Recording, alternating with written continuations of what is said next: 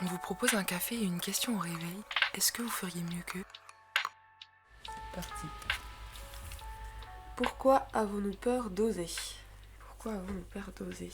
Oser, déjà, quand on parle d'oser, c'est quand même oser souvent des choses en public, ou du moins quand il y a du public en face, quand il y a le regard en face des autres. Et du coup, pourquoi on a peur, c'est souvent par rapport à ça, par rapport au jugement qu'on va avoir sur toutes les choses qu'on va faire. Et c'est pas que par rapport aux autres aussi, par rapport à soi-même, par rapport aux conséquences que ça peut emmener d'oser. Souvent quand on ose, on sort de notre zone de confort, donc c'est un peu compliqué des fois. Du coup, aller au-delà de ses limites, car quand on ose, on dépasse un peu cette ligne, qu'on soit tout seul ou avec des personnes. Et je pense que c'est aussi une question d'avoir peur de nous-mêmes, comment on va réagir sur cette situation, voir si on appréhende, et avoir peur de pas réagir de la même manière que si ça avait été une situation normale en fait. Et du coup, ouais, avoir peur d'oser, je pense que c'est pourquoi on a peur d'oser, ça revient de toute façon, je pense, à une perception qu'on a de nous-mêmes. Et je pense qu'il faut savoir oser, mais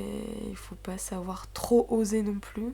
Faut réussir à trouver le juste milieu. Des fois, faut y aller au culot. Ça peut être quoi le risque si on ose trop ? Et ben de se perdre, parce que du coup, des fois, on dit souvent, allez, dépasse tes limites, etc. Va au-delà, sors de ta zone de confort. Mais si ça vient pas de toi, si c'est pas toi qui veux justement dépasser ce cap-là, la chose qui peut arriver, c'est que tu te perds toi-même parce que tu vas faire quelque chose qui vient pas de toi et qui n'est pas toi. Et tu vas dépasser des limites qui peut-être seront néfastes pour toi, parce que t'auras trop osé. Ça peut être hyper bénéfique de faire ça, mais en soi, c'est toujours par rapport à ta propre personne de sentir ou pas. De toute manière, quand on ose, faut avoir le bon mood, le bon feeling. Et si t'oses au bon moment, je pense que ça peut faire des trucs de ouf, quoi. Oser, ça fait peur, de toute manière.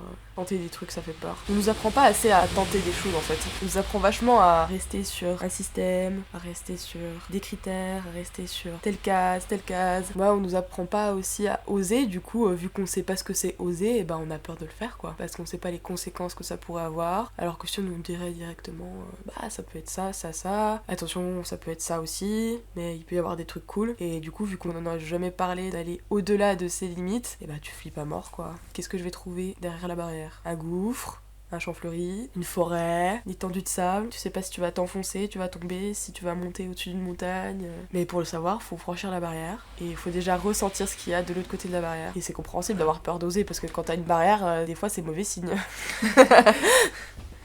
Du coup, c'est ça qui fait peur, parce que justement, on te met une barrière et on t'a toujours appris que quand il y a une barrière, c'est qu'il faut pas aller de l'autre côté. Les vaches, elles sont tout le temps dans un champ, il y a une barrière, elles ont pas le droit d'aller de l'autre côté. Et pourtant, on dit que l'herbe est peut-être plus verte de l'autre côté. Donc voilà, oser les choses, faut le faire, faut le faire au bon moment. Et toujours en conscientisant sa propre personne et son ressenti. Merci. Voilà.